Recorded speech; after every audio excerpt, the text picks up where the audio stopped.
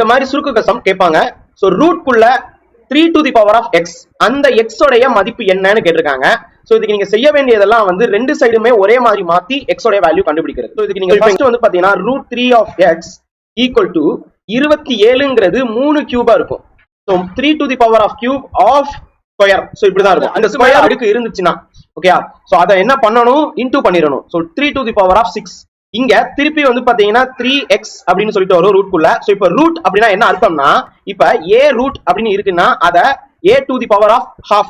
So அப்ப இத நம்ம என்ன மாத்துறது, 3 to the power of x into half, x into அரை 1/2 அப்படி மாத்திட்டு 3 to the power of 6. இப்ப இது ரெண்டுமே வந்து ஈக்குவல். இப்ப வந்து பேஸ் பாத்தீங்கன்னா வந்து உங்களுக்கு சமமாவே இருக்கு 3 3. சோ அப்ப அந்த பேஸ வந்து விட்டுட்டு நீங்க x/2 ஈக்குவல் டு இங்க மேல இருக்கக்கூடிய 6. இப்ப x உடைய மதிப்பு என்ன அப்படின்னு கேட்டா இந்த 2 அங்கிட்டு போகும்போது 12ன்னு மாறும். சோ அப்ப x உடைய மதிப்பு 12.